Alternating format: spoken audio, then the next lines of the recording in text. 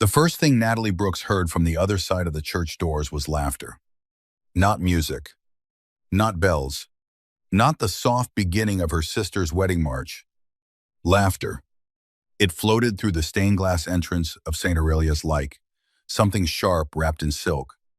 Rich, bright, careless laughter. The kind that came from people standing in warm light, wearing dry clothes, holding champagne, and pretending cruelty was just honesty with better shoes. Natalie stood outside in the rain, with both hands wrapped around a broken bouquet. White roses, crushed hydrangeas, baby's breath bent from where someone had shoved the arrangement against her chest before shutting the door. Rain slid down her cheeks so coldly that, for one merciful second, she could pretend she was not crying. Through the glass, she could see her mother in a champagne-colored gown, one hand over her mouth as if trying to hide her smile. Her aunt leaned toward her and whispered. A bridesmaid glanced outside, saw Natalie standing there, and laughed harder. And in the middle of that golden, candlelit church, Vanessa Brooks, Natalie's younger sister. The bride stood beneath the floral arch Natalie had spent 9 hours building with aching fingers. Vanessa looked perfect. Of course she did. Natalie had made sure of it. The ivory roses overhead were imported from Ecuador. The hanging orchids had been wired one stem at a time. The aisle was lined with white peonies and silver lanterns. Every petal in that church had passed through Natalie's hands before sunrise. And now she was not allowed inside. Because her family had decided that the florist who made the wedding beautiful would make the photographs ugly. The side door clicked behind her. Locked. Natalie turned, trying the handle once, then twice, even though she knew. Her cousin Madison had smiled while doing it. Vanessa's already stressed, Madison had said, pushing Natalie backward onto the wet church steps. Please don't make this about you. Natalie had looked at the closed door, confused at first. I am her sister. Madison's face had softened just enough to make the insult worse. Exactly. That's why we were trying to protect the family pictures. Then the lock had turned. Now Natalie stood under the gray Boston sky, dress clinging to her body, hair falling loose from its pins. Mud splashed across the hem of the navy dress she had bought on clearance and altered herself. Inside, someone raised a phone and pointed it toward her through the glass. Natalie stepped back. One heel slipped off the wet stone. The bouquet nearly fell from her arms. She caught it against her chest, and a broken rose thorn sliced her palm. That was when the black SUV stopped at the curb. It did not glide to a polite halt like the wedding limousines had. It arrived like a warning. The engine growled low beneath the rain. The church security men near the front steps went still. One of the groomsmen, smoking under the archway, dropped his cigarette and crushed it too quickly beneath his shoe. The rear door opened. A man stepped out without an umbrella. Tall, broad-shouldered, dressed in a black suit that looked less like fashion and more like armor. Rain touched his dark hair and rolled off the sharp planes of his face. His jaw was shadowed with stubble. His hands were bare. No wedding ring. No smile. The air around him changed before he said a word. Natalie knew powerful men. Not personally. She had decorated their banquets, delivered sympathy arrangements to their mansions, carried orchids into their hotel suites while they pretended not to see her. But this man was different. He did not look like someone who owned rooms. He looked like someone rooms surrendered to. Two men stepped out behind him, both in dark suits, both silent, both scanning the street instead of the church.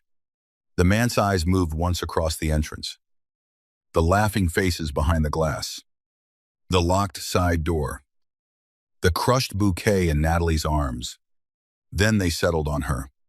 His stare was cold enough to make her forget the rain. "Why are you outside?" he asked. His voice was calm, deep, controlled. Natalie swallowed. She did not know who he was yet, but the church did. She could see it.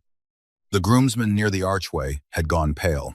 One of the ushers inside had turned around, mouth parting, as if he had just seen a ghost dressed for a funeral.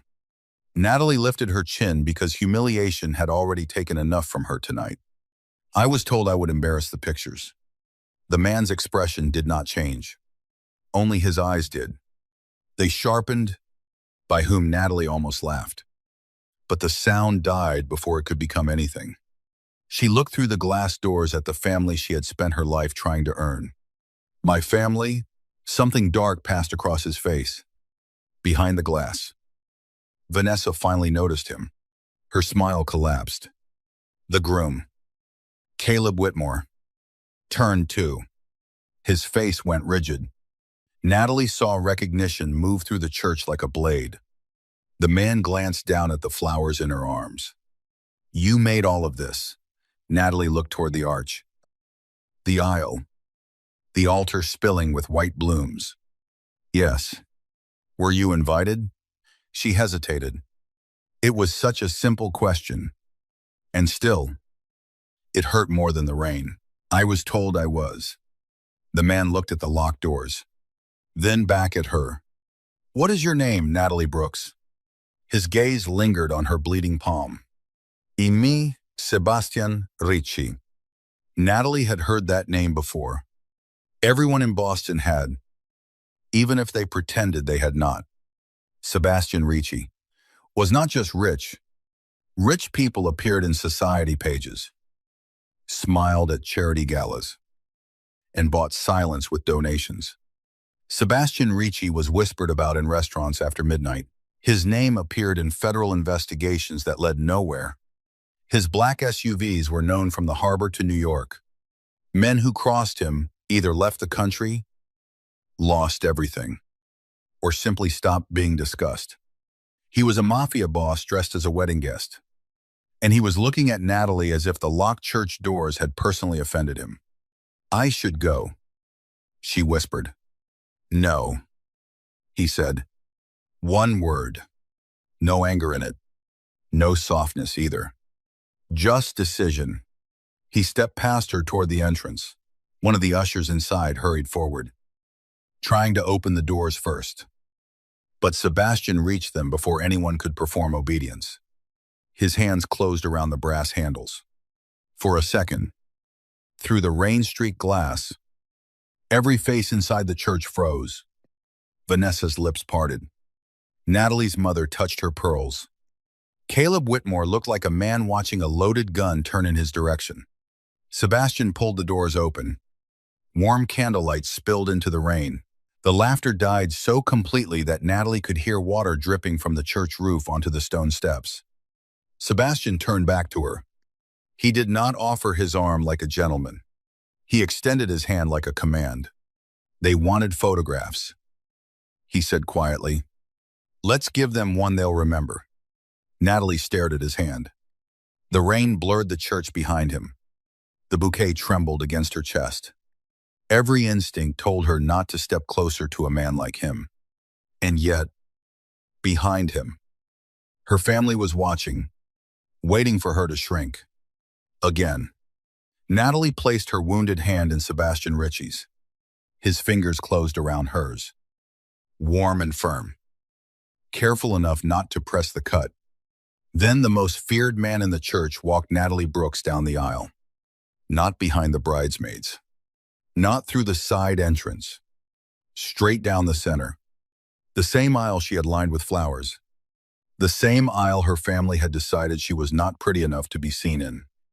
Every head turned. Phones rose. Whispers broke and vanished.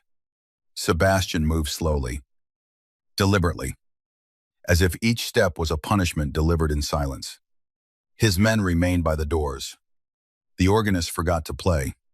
The priest lowered his book. Natalie could feel the eyes on her dress, her curves, her wet hair, the mud on her hem. Shame tried to climb up her throat. Then Sebastian's thumb pressed once against the back of her hand. Not affection. A reminder. Do not lower your head. So she didn't. Vanessa stood at the altar with murder in her eyes.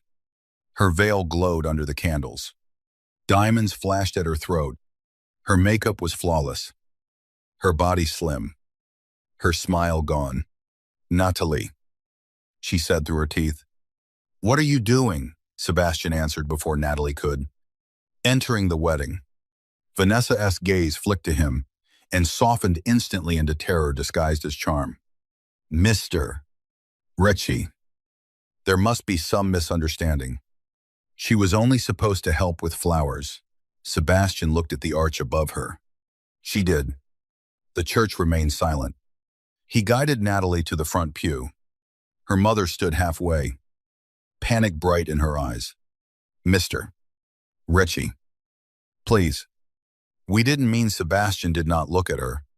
He reached into his jacket, withdrew a white pocket square, and wrapped it around Natalie's bleeding palm.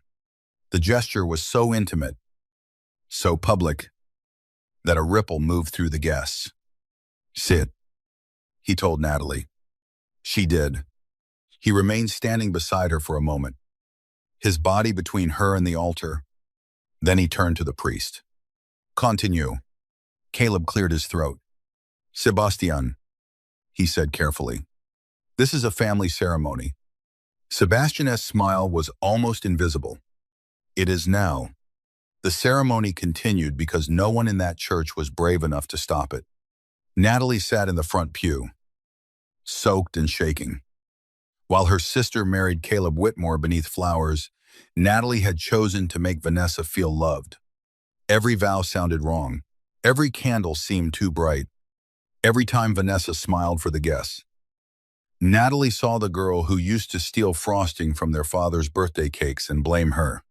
The girl who cried prettily and made their mother believe Natalie had always been difficult.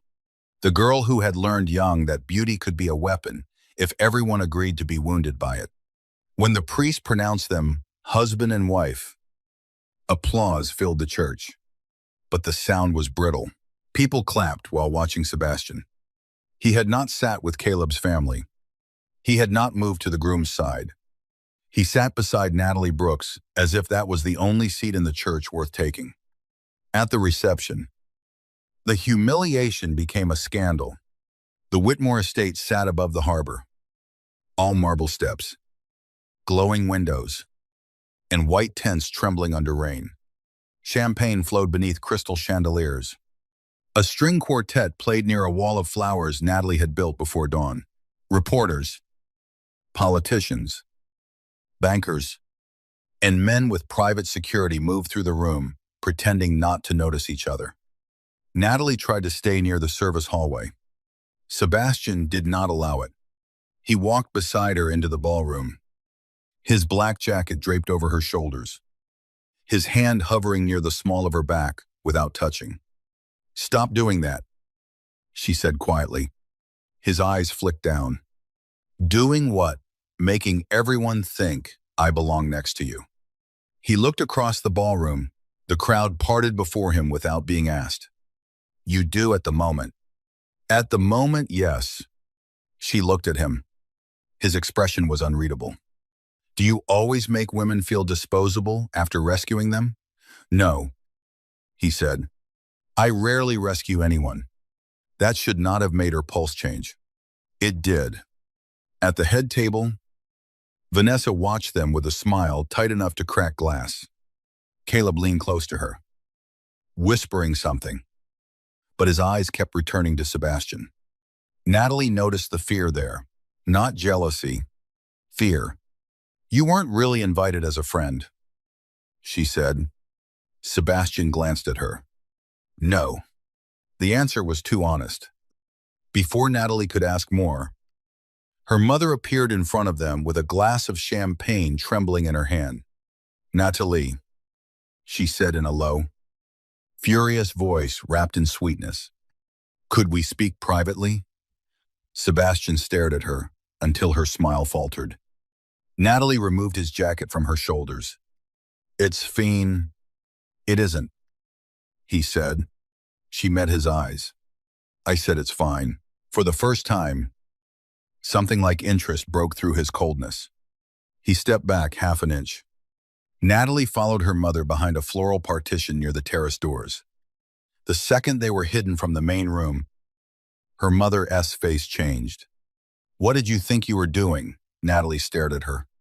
Rain tapped against the glass behind them. "I was standing outside after you locked me out." Her mother's jaw tightened. "We were trying to avoid a scene." "You made one." "No. You made one by walking in with him." Like some desperate, Natalie waited. Her mother stopped just before the word. It still landed. For years, Natalie had endured the careful cruelty. The sighs when she tried on dresses. The family photos where someone always suggested she stand in the back. The jokes about eating too much cake when she was the one baking for everyone. The way they called her sensitive after slicing her open. But something had changed outside that church. Maybe it was the rain. Maybe it was Sebastian Ricci's hand closing around hers. Maybe it was simply that she was tired. "I decorated your daughter's wedding," Natalie said. "I paid for half the flowers because Vanessa said Caleb's family would judge her if anything looked cheap. I stayed up all night fixing the arch after the delivery truck broke down. And you locked me out." Her mother's eyes flashed. Vanessa needed one perfect day. Natalie's laugh came out broken. "And I ruined perfect." Her mother looked away. That was answer enough. Behind them, a man's voice said, "Mrs. Brooks." Natalie turned. Sebastian stood there. He had heard. Of course he had. Her mother went pale. Sebastian's gaze did not leave her face. "Your daughter will not be spoken to that way again." Mrs. Brooks stiffened. "With respect. Mr. Ricci. She is my daughter." "Yes," he said calmly. "That seems to be the problem." Natalie inhaled sharply. Her mother's mouth open. But Sebastian had already turned to Natalie. "Come." Natalie did not move. "I'm not your dog." A dangerous silence fell. Her mother looked horrified. Sebastian looked at Natalie as if she had done something no one had done in a long time. Then he inclined his head slightly. "Walk with me." That was worse somehow. Not because it was softer. Because it wasn't. It was controlled. Respectful. Still commanding. Natalie followed because she chose to. Not because he ordered her. And Sebastian seemed to know the difference. They stepped onto the covered terrace. Rain fell beyond the stone railing. Silver under the estate lights. Black SUVs lined the drive below. Men in dark coats watched the property from discreet positions that looked casual only to people who did not understand danger. Sebastian stood beside Natalie without speaking. For a while, the silence felt safer than the ballroom. Then he said, "Why did you do all this for them?" She kept her eyes on the rain. "Because my father loved weddings." Sebastian waited. Natalie hated that. Most people rushed to fill silence. Sebastian used it like a locked room. He owned a little flower shop in South Boston. She said, "Marigold thorn." He said flowers were proof that soft things could survive being cut. Her throat tightened. After he died, my mother wanted to sell it. Vanessa said it was embarrassing. I kept it alive. And they still treat you like that. They treat me like that because I let them. Sebastian's eyes moved to her. Natalie looked back before she lost courage. "Don't mistake kindness for stupidity." "Mr. Ricci." His mouth curved slightly. Not a smile. Something more dangerous. "I haven't." Before Natalie could answer, glass exploded behind them. The sound tore through the terrace like a gunshot. Because it was one. Sebastian moved before Natalie could understand what was happening. His arm locked around her waist. He pulled her down behind a stone column as screams erupted inside the ballroom. Another shot cracked through the rain. A champagne tower shattered. Guests dropped to the floor. The string quartet stopped mid-note. Natalie's heart slammed against her ribs. Sebastian's body covered hers. Hard and warm. his hand cradling the back of her head as shards of glass skittered across the terrace. "Stay down," he said. "No panic. No fear. Only command." His men surged across the ballroom. Black suits moved like shadows. Someone shouted Caleb's name. A woman screamed for security. Natalie tried to lift her head. Sebastian pressed her lower. "Were they shooting at you?" she gasped. His eyes met hers. For 1 second, she saw the answer before he spoke. "No." Another shot struck the column above them. Stone dust rained into Natalie's hair. Sebastian's jaw tightened. "They were shooting at you." The world narrowed to rain. Broken glass. And his hand on her neck. Natalie could not breathe. "Why would anyone shoot at me?" Sebastian looked toward the ballroom, where Vanessa was crouched beneath the head table, staring at Natalie with something that looked far too close to guilt. "I intend to find out." He lifted Natalie into his arms as if she weighed nothing. "Put me down," she whispered, half terrified, half furious. "No, this is not romantic. I'm aware." "Then why are you carrying me?" "Because whoever wants you dead is still breathing." He carried her through the chaos. Cameras flashed. Guests screamed. His bodyguards formed a wall around them. Caleb Whitmore shouted something from across the room. But Sebastian did not slow down. Natalie saw Vanessa rise from beneath the table. White dress, stained with champagne. Eyes locked on the broken bouquet, still lying near the terrace doors. Not on Natalie. On the flowers. Then Sebastian pushed through the service entrance into the storm. Black SUVs roared to life. A door opened. He placed Natalie inside, followed her in, and slammed the door shut. The vehicle shot forward before she could ask where they were going. Inside the SUV, the world smelled like leather, rain, and gunpowder. Natalie pressed herself against the far door. Still shaking, Sebastian sat across from her, his eyes on the window, one hand holding a phone, the other stained with blood. Her stomach dropped. "You re-hurt. It isn't mine." That did not comfort her. "Where are you taking me?" "Somewhere controlled." "Controlled by you?" "Yes." She stared at him. Then no. His gaze returned to her. Most men would have looked annoyed. Sebastian looked almost fascinated. "No, you don't get to drag me into your car. Tell me. People are shooting at me." And then answer every question like a locked door. His eyes darkened. "If I wanted to lock doors around you, Natalie, you wouldn't know where the walls were." Fear moved through her. So did something else. Something she hated herself for feeling, because his voice was not loud. It did not need to be. "I don't belong in your world," she said. "No," he agreed. "But my world has noticed you." The SUV drove through rain-slick Boston streets. Past harbor lights smeared across the windows.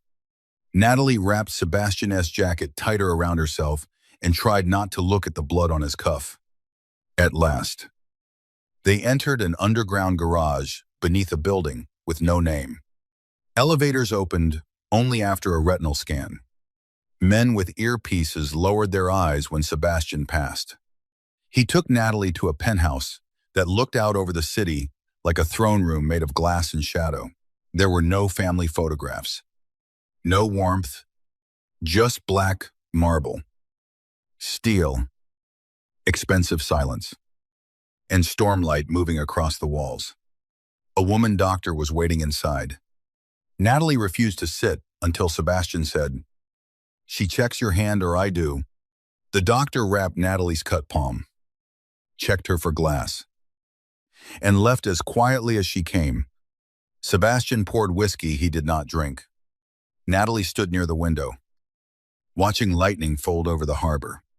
"You knew something would happen at that wedding," she said. Sebastian's shoulders remained still. "Yes, The answer hit harder than denial would have.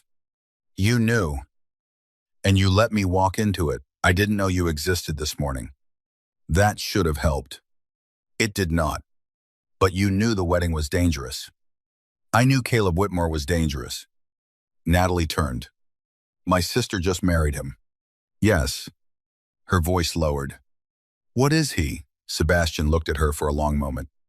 Then he said, a polished man from a dirty family. A groom who smiles for cameras while selling access to people who bury witnesses in rivers. Natalie's breath caught. No.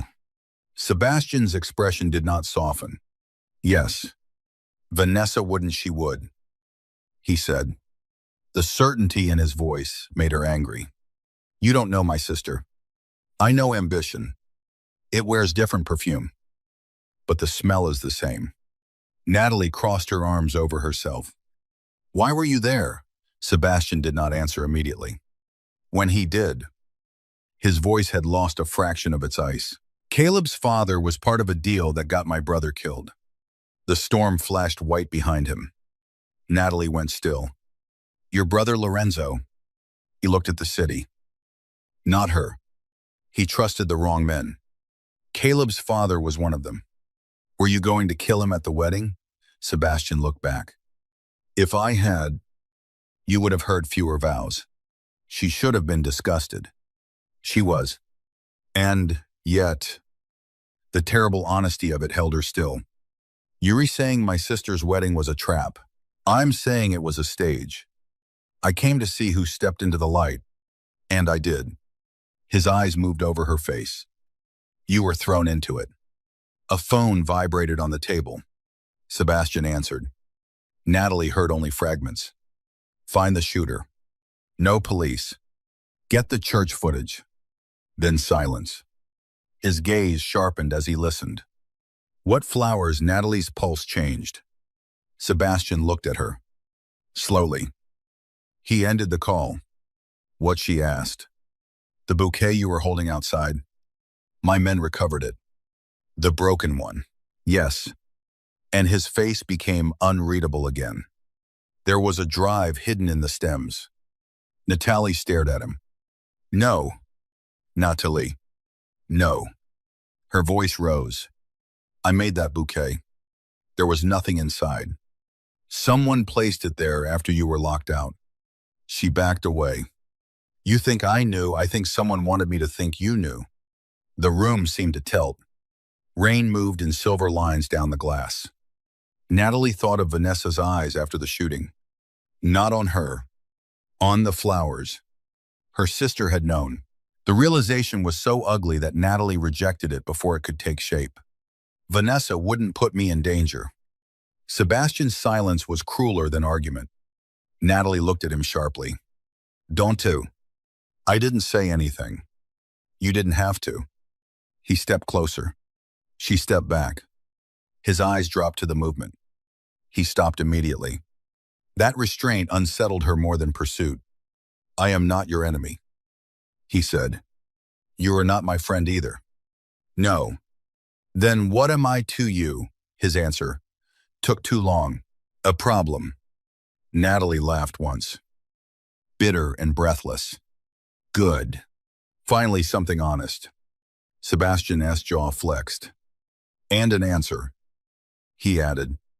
She looked at him. He turned toward the table, picked up a black tablet, and tapped the screen. Footage appeared. St. Aurelius' side hallway. 15 minutes before the ceremony, Natalie saw herself carrying the bouquet toward the entrance. She saw Madison stop her, saw her mother glance around, saw Vanessa in her wedding gown whisper something into Madison's ear. Then Madison shoved Natalie backward. Natalie watched herself stumble, watched the bouquet fall, watched Vanessa bend as if fixing her train. Her white-gloved hand moved quickly toward the broken stems. The footage blurred slightly. Then the drive was inside. Natalie could not move. The room became too quiet. Sebastian watched her face. Not the screen. Natalie's throat closed. She knew someone would come after it. She whispered, Yes. She put it on me. Yes. The word broke something. Natalie sat down because her knees stopped trusting her. The family she had defended for years had not merely excluded her. They had used her, not as a sister, as a hiding place, as a body nobody would suspect or mourn loudly enough. Sebastian crossed the room, but stopped before he reached her. His hand lifted slightly, then curled into a fist at his side, almost touching, not touching. That restraint was the first mercy he gave her. I need to know what's on that drive, he said. Natalie looked up. Tears blurred him into shadow. Of course you do. His eyes narrowed. That wasn't indifference. It sounded close. I don't comfort well. No, she whispered. I noticed. Something moved across his face. Quick and buried. I can protect you. From the people shooting at me, yes. From my family, his silence answered. Natalie wiped her face with her uninjured hand. I don't want revenge. That's because you haven't tasted it. I don't want to become like you. Sebastian leaned down just enough that the space between them became dangerous. No, Natalie. You don't want to admit that part of you already knows they deserve to lose something. The words entered her like a flame. She hated him for being right. Before she could answer, the penthouse lights went out. Darkness swallowed the room. For one heartbeat, there was only rain. Then red emergency lights flooded the walls. Sebastian moved. He drew a gun from beneath the table and stepped in front of Natalie. Behind me, this time, she obeyed. Because the elevator doors had opened, and 3 armed men stepped into the penthouse, wearing the uniforms of Sebastian's own security. The first shot cracked across the room. Sebastian fired back without flinching. Natalie dropped behind the sofa, hands over her ears as glass burst from the bar. The men moved fast, but Sebastian moved as if violence had been built into his bones. Calm, preciso, terrifying. One man fell. Another slammed into the wall. The third lunged toward Natalie. She grabbed the nearest thing she could reach, a heavy crystal vase, and swung with both hands. It shattered against his temple. He dropped. Silence returned in pieces. Sebastian turned. For the first time since she met him, he looked shaken, not afraid for himself. For her, Natalie stood breathing hard, vase stem still clutched in her hand. Sebastian crossed to her so quickly, she barely saw him move. His hand closed around her wrist, checking for cuts. Are you hurt? No. His eyes searched her face. Are you sure I said no? His grip tightened, then loosened as if he had to force himself to remember she was not his to hold. The red lights made his face look carved from blood and stone. Natalie whispered, "Those were your men. They were wearing my men's faces." What does that mean? It means Caleb has help inside my house. The words chilled the room. Betrayal. Not from her world. From his. Sebastian looked toward the bodies, then back at Natalie. We leave now. We're a place no one alive knows about. His safe house was not a mansion. It was worse. It was a chapel. Abandoned.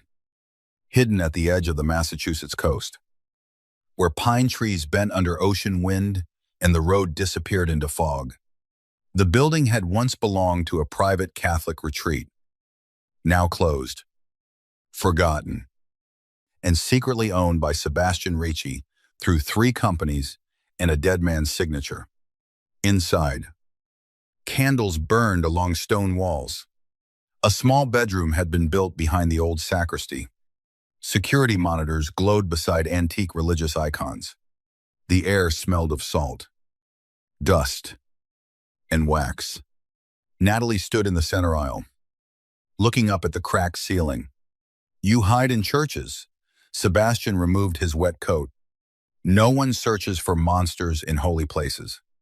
She looked at him. Do you think you're a monster? He met her eyes. I think people use that word when they want to pretend men like me are rare. She had no answer. For 2 days, the world outside became smaller and more dangerous.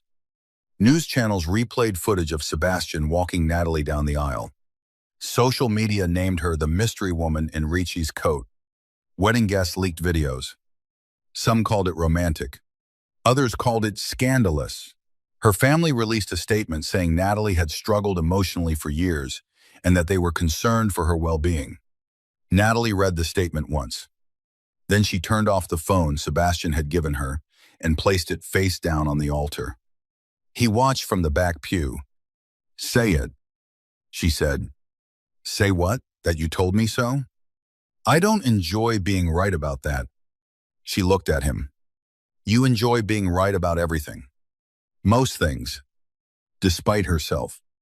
A tiny laugh escaped. Sebastian went still, as if the sound had done something dangerous to him. Natalie noticed.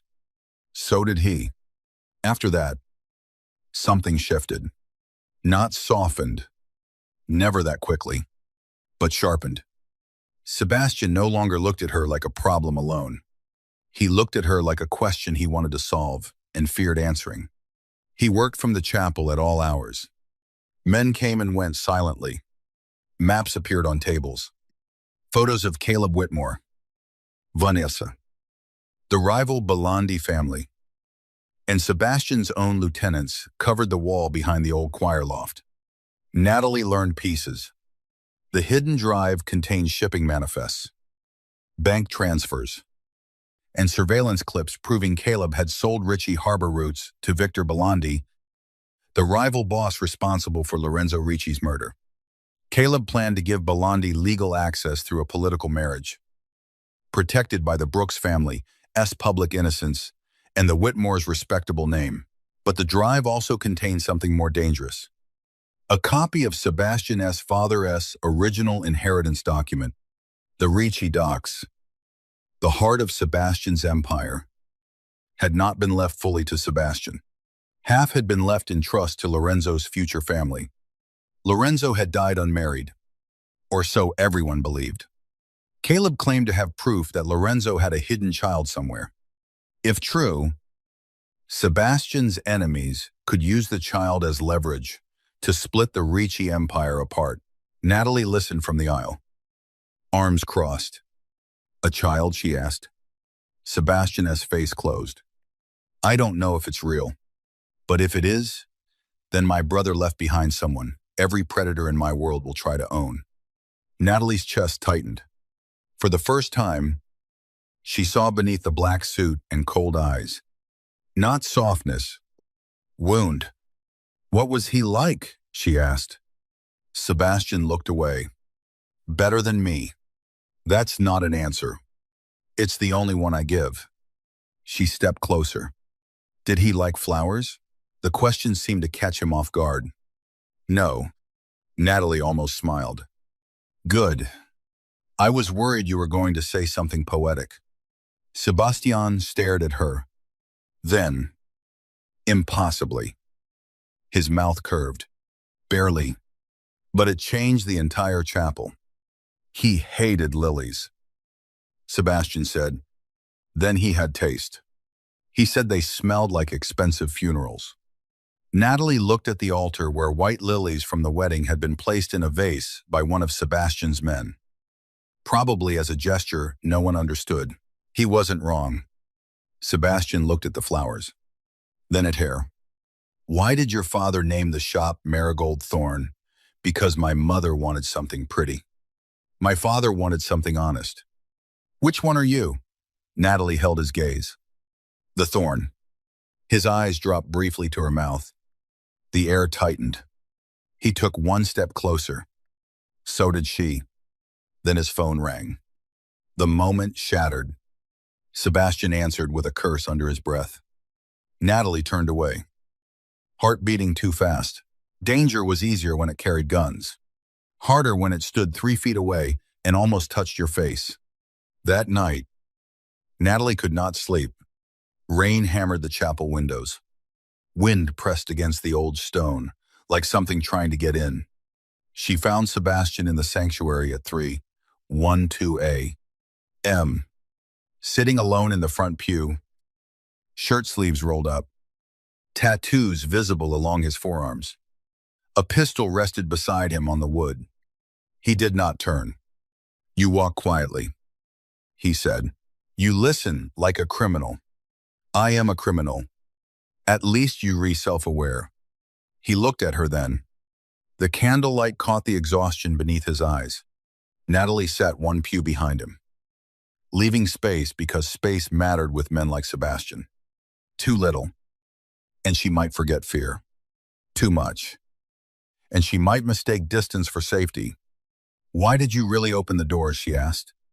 He was silent for so long she thought he would not answer. Then he said, "Because I know what it is to be shut out by blood." Natalie's voice softened despite herself. "Your family? My father thought fear was better than love.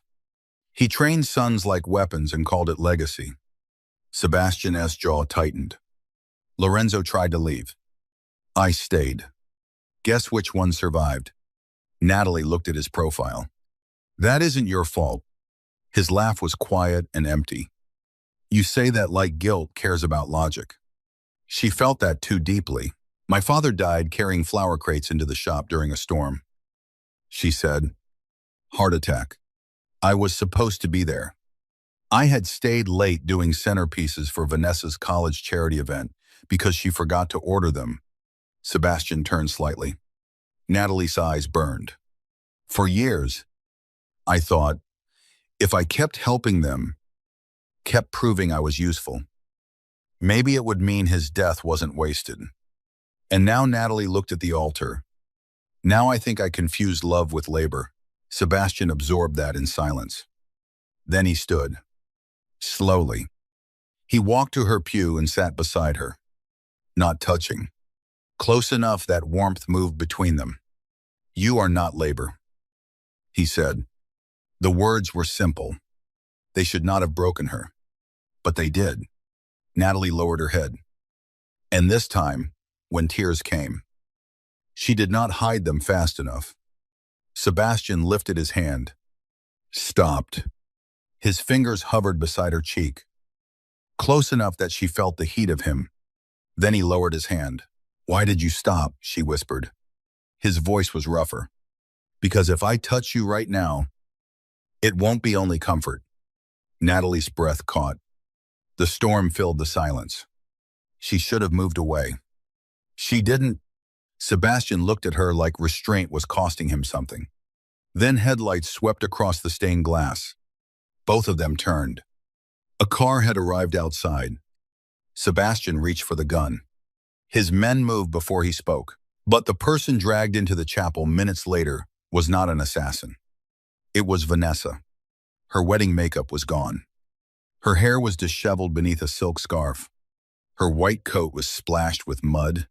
She looked small in the candlelight. But Natalie knew better. Vanessa Brooks had always known how to look like the victim while holding the knife. Natalie. Vanessa sobbed. Natalie stood. Sebastian rose beside her. Silent and lethal. Vanessa's eyes flicked to him. Then back to her sister. "I didn't have a choice." Natalie's hands curled. "About locking me outside or putting the drive in my flowers," Vanessa flinched. "I was protecting you." Natalia stared. The chapel became so quiet, even Sebastian's men seemed to stop breathing. "Try again," Natalie said. Vanessa's tears spilled prettily. "Caleb told me it was insurance. He said Sebastian had dangerous enemies. He said if anything went wrong, nobody would search you because you were innocent." Natalie laughed once. The sound was hollow. "You mean because nobody looks at me?" Vanessa stepped closer.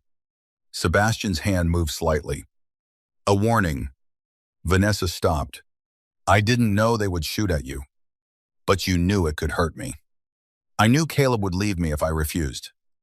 There it was. Not fear. Vanity.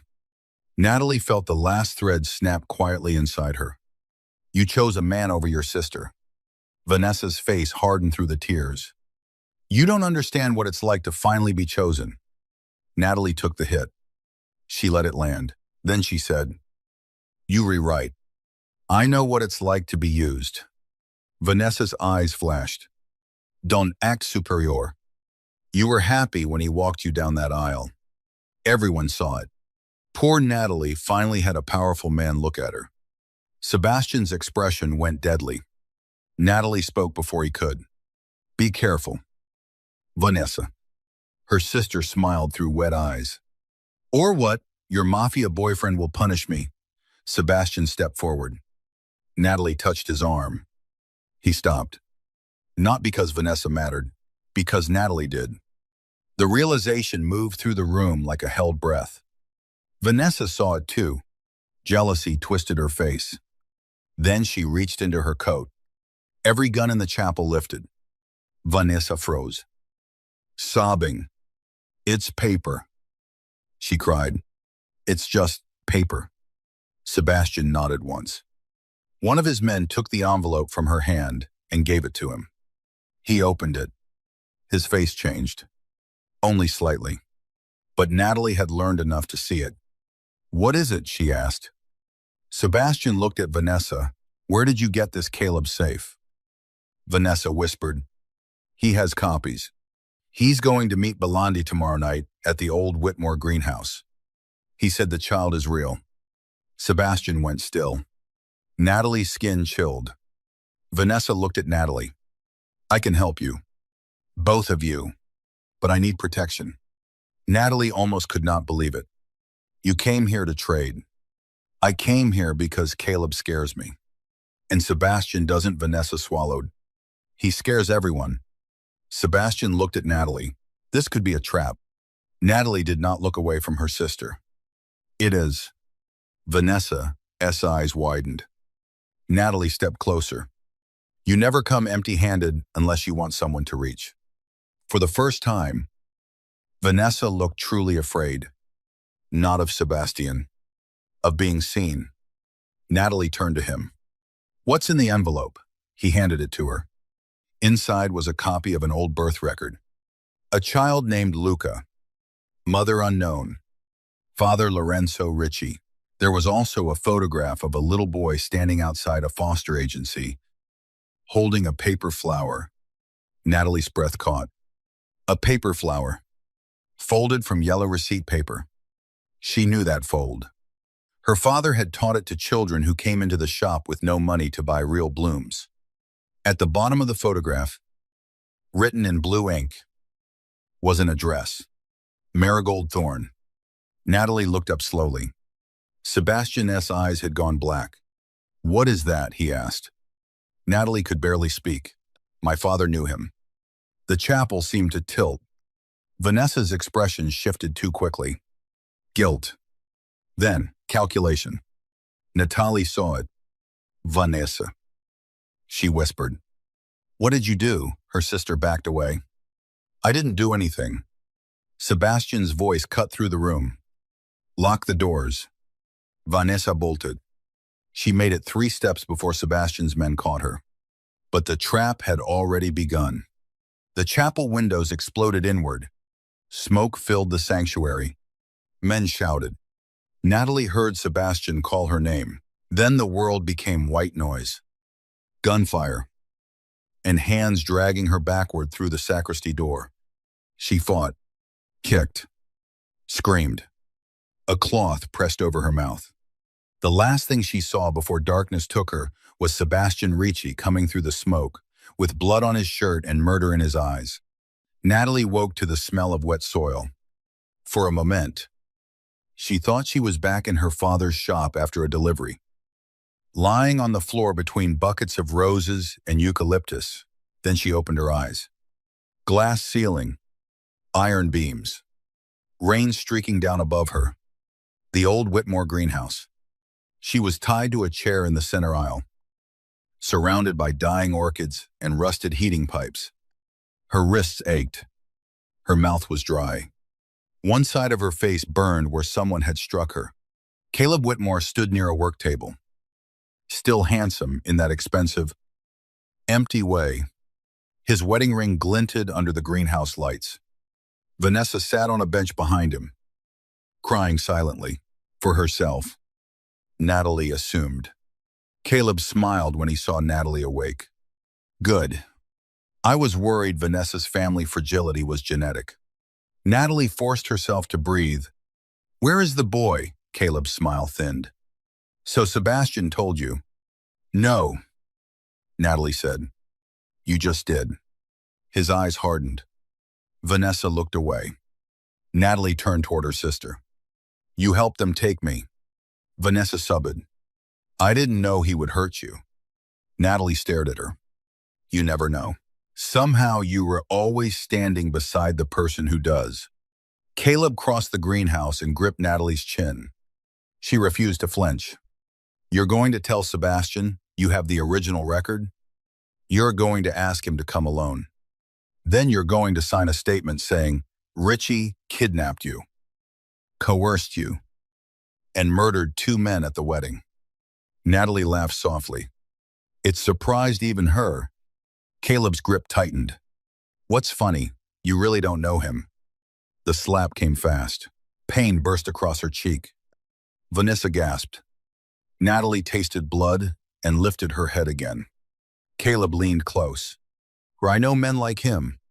Possessive, violent, predictable. Give them something they think is theirs. And they walked straight into the cage. Natalie looked him in the eyes. I'm not his. The greenhouse doors opened. Cold rain blew in. A man entered with silver hair, a dark coat, and a face like old cruelty. Victor Belandi, even tied to a chair. Natalie felt the room bow around him. So that is the florist, Belandi said. Caleb stepped back. Belandi circled Natalie slowly. Sebastian Ricci brought half of Boston to its knees over you. I expected more. Natalie's cheek throbbed.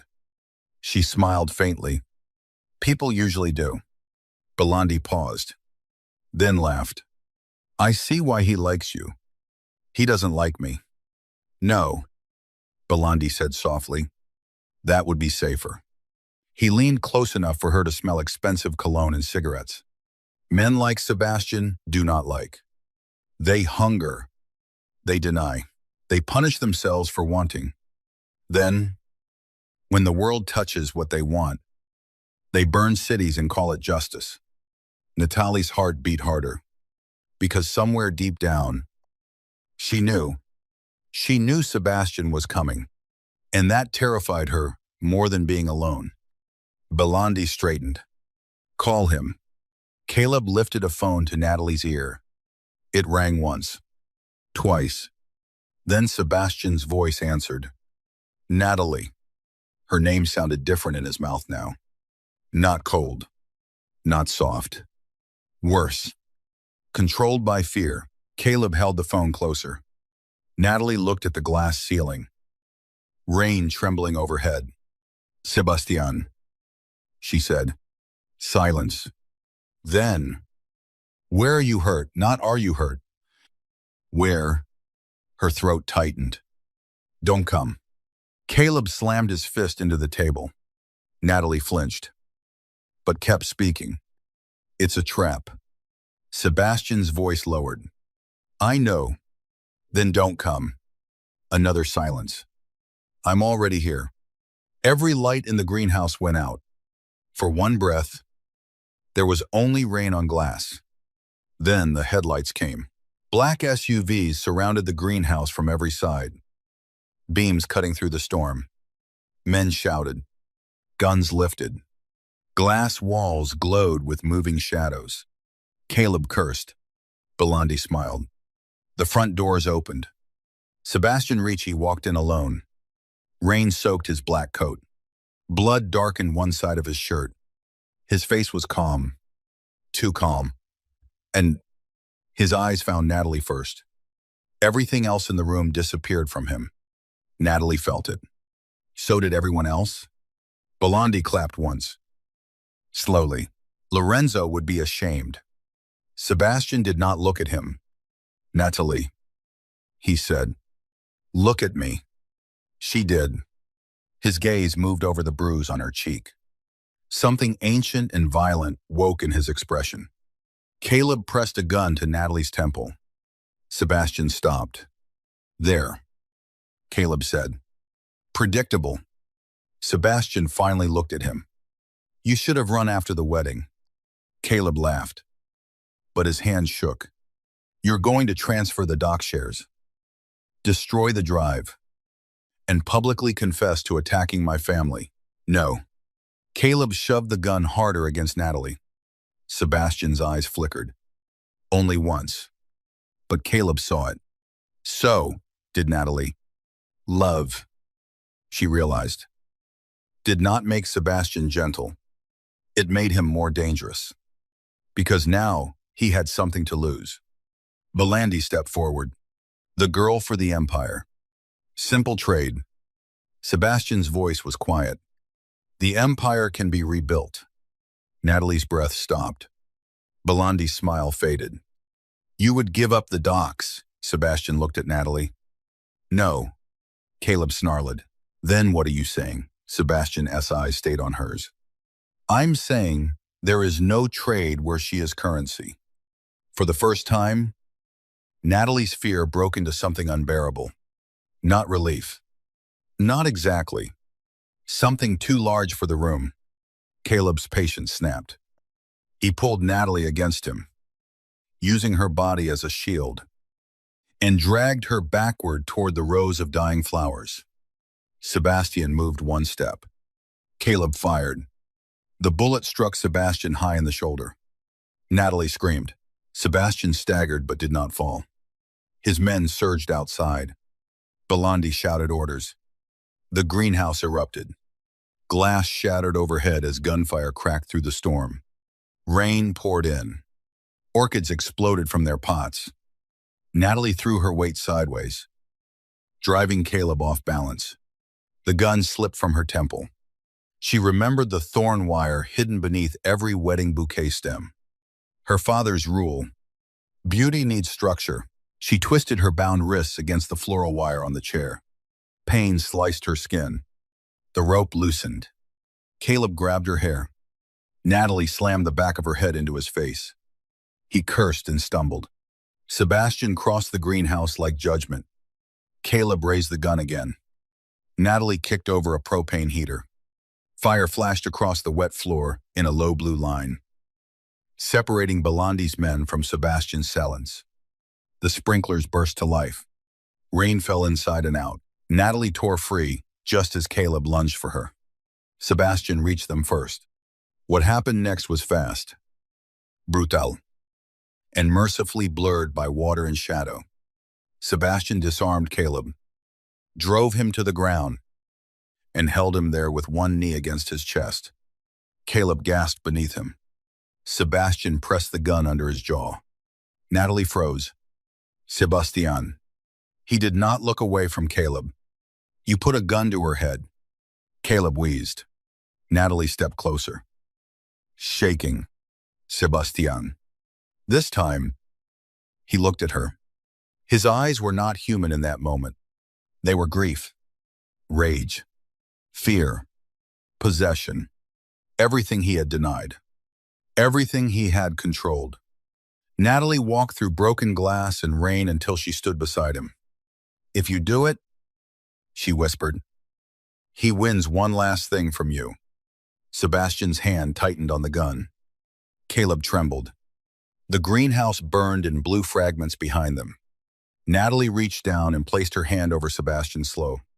Not pulling, just touching. His breath changed. Slowly, violently. He lowered the gun.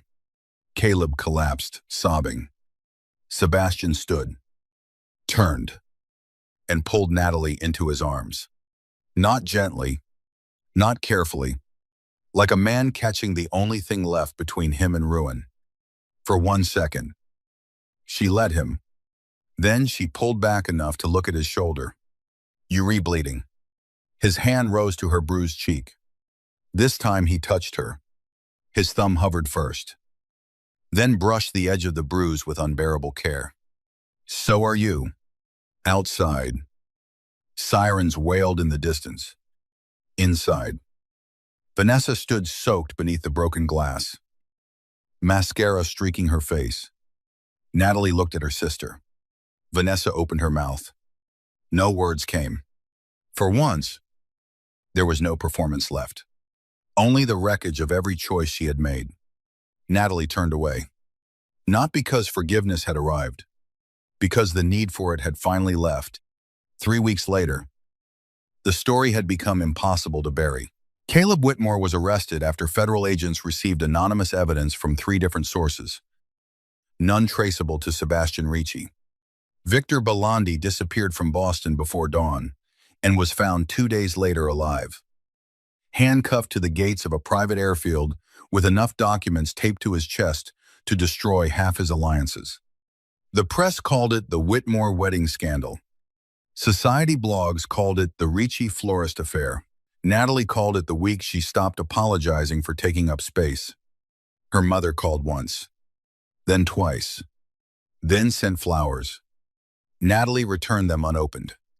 Vanessa did not call, but a letter arrived at Marigold Thorn with no return address. Natalie left it unread in the back drawer beneath invoices and ribbon spools. The shop had changed. Not because Sebastian bought it. He tried. Natalie said no. He did not argue. The next morning, a lawyer arrived with proof that her father's swill had been altered after his death.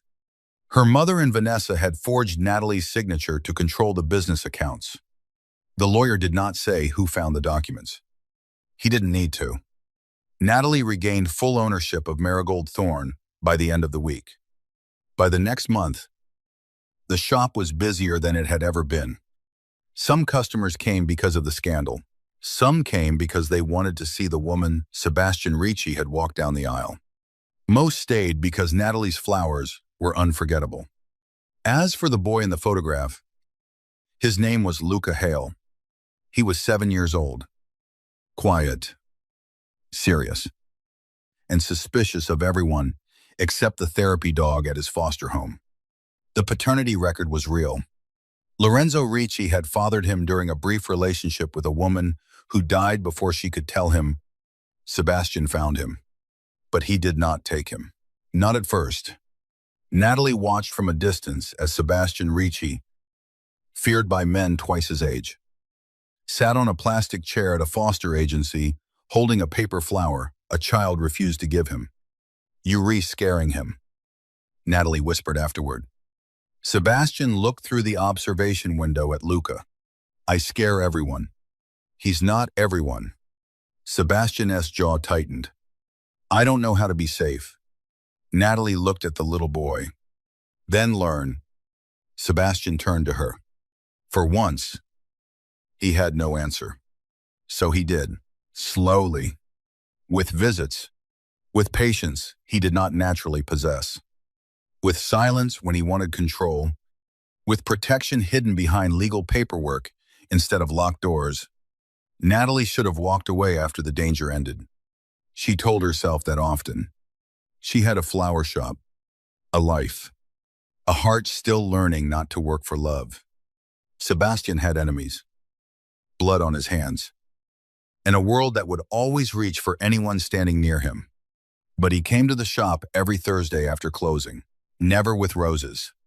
He hated obvious gestures. The first time, he brought replacement glass for the greenhouse window Caleb had broken. The second, he brought coffee and said nothing for 20 minutes, while Natalie arranged funeral lilies and pretended not to notice him watching her hands. The third, she found him outside in the rain, sitting in his black SUV across the street, not coming in. She crossed with an umbrella. He rolled down the window. "This is creepy," she said. "I was told not to enter your shop like I owned it. So you decided to look like a threat from the curb. I am a threat from the curb." Natalie tried not to smile. "Why are you here?" Sebastian, his eyes lifted to hers. "Because I had a bad day, and this is the only place I don't want to destroy anything." The honesty stole the air from her lungs. She looked at the rain sliding over his window. Then she closed the umbrella and got into the SUV. Not because he asked, because he hadn't. For a while, they sat in silence. Finally, he said, "You should be afraid of me." "I am." His eyes moved to her. Natalie looked back. "I'm also afraid of never knowing what my life could be if I stopped choosing the safest kind of loneliness." Sebastian's breath changed. "Natalie." "No." She lifted one hand. "I'm not finished." His mouth closed. "Good. I won't be hidden. I won't be owned. I won't be your secret, your weakness, your redemption project, or the woman you protect so tightly she can't breathe." His gaze burned into hers. "And if I fail, then I leave." The words sat between them like a blade. Sebastian nodded once. "You'll need guards. I'll need respect. You'll have both. I'll need honesty. That will be harder. At least you were honest about that." He almost smiled. Then he reached into his coat and took out a key. Natalie stared at it. "No, you don't know what it opens. I know men like you don't carry small keys for small reasons." He placed it on the console between them. "It opens the front doors of St. Aurelius." Natalie went still. Sebastian looked through the windshield at the rain. "I bought the debt on the church. The arch is still there. Your flowers were removed. But the structure remains." He paused. "Tomorrow night, there is a charity event. Foster children, legal aid, witness families, people. My world usually breaks and forgets." Natalie's throat tightened. "Why are you telling me? Because the event needs flowers." She stared at him. "And because," he continued, voice lower, "the last time you entered that church, you were forced to prove you belonged.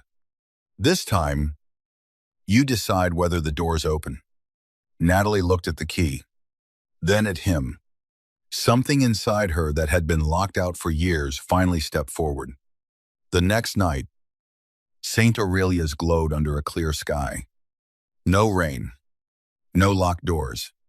Natalie arrived in a deep green dress that fit her body because she had stopped dressing to apologize for it. Her hair fell in soft waves over her shoulders. Her flowers filled the church again. But this time they were not white roses, arranged for a woman who hated her. They were marigolds, arranged in gold, bright as small suns, thorns woven beneath them. Honest beauty. People turned when she entered. Some whispered. Some stared. Natalie kept walking. At the altar, children from the foster agency placed paper flowers in glass bowls.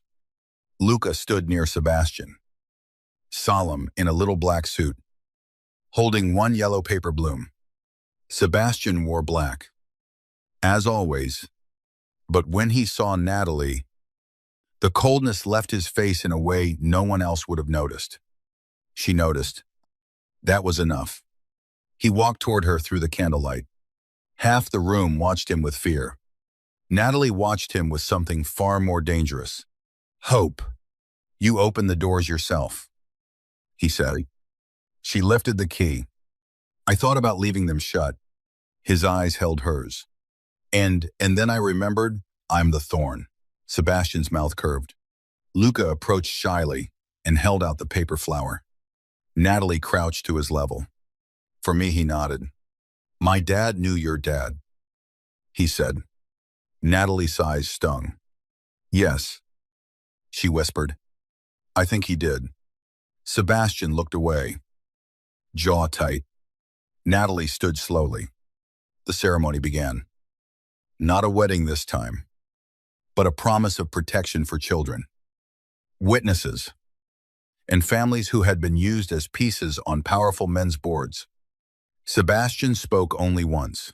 He stood at the front of the church, hands clasped, voice calm and carrying. "Doors should not be weapons," he said. "Not in churches, not in homes, not in families. Tonight, Every door this foundation opens stays open. His eyes found Natalie Sess. And anyone who locks out the innocent will answer to me. The room believed him. So did Natalie. After the event, when candles had burned low and guests had gone, Natalie remained beneath the arch. Adjusting one stubborn marigold, Sebastian stood behind her. "You re-avoiding me," he said. "I'm fixing a flower. You fixed it 4 minutes ago." She smiled without turning. "You timed me. I watch what matters." Her hands stilled. The church was quiet now, full of gold, light, and shadows. Sebastian stepped closer. Not too close. Never assuming. "I am not a good man," he said. Natalie turned. No. His gaze did not flinch. "I have done things you should hate. I know. I will do more. I know that too." His voice roughened. "Then why are you still here?" Natalie looked at the man who had opened the doors when her own blood locked them shut. The man who terrified her. The man who listened when she said no. The man who was learning, painfully and imperfectly, that protection without freedom was just another cage. "Because I'm not looking for a good man," she said softly. "I'm looking for an honest one." Sebastian's eyes darkened. "That may be worse." "Probably." He stepped closer. This time, when his hand lifted to her face, he did not stop. His thumb brushed her cheek with a gentleness that looked almost violent on him, as if tenderness was something he had to wrestle into his own hands. "Natalie Brooks," he said, voice low. "The world will try to close doors on you again." She held his gaze. "I know." His other hand found hers. "But not while I'm standing there." Outside, the city moved in distant sirens and harbor wind. Inside, candles flickered beneath the flowers she had built from ruin. Natalie rose onto her twos. Sebastian bent toward her. Their kiss was not soft at first. It was restraint breaking carefully. A dangerous man learning how not to take. A wounded woman learning how not to disappear. When they pulled apart, his forehead rested against hers. For once, Sebastian Ricci looked less like a man who owned the darkness and more like a man afraid the light might leave. Natalie touched his jaw. "I'm still not yours." His eyes opened. "No," he said, "but I am becoming yours." The confession trembled through the empty church. Not loud, not polished, not safe, but true. Natalie looked toward the open doors of St. Aurelius Seine, where rain had once soaked her dress and laughter had once cut through glass. Tonight, the doors stood wide. No one had opened them for her. No one had allowed her in. She had the key now, and beside her stood the most feared man in Boston, watching the open doorway like he would burn the whole city before letting it close on her again. Natalie smiled through tears. Then she took Sebastian Ricci's hand and walked with him into the night.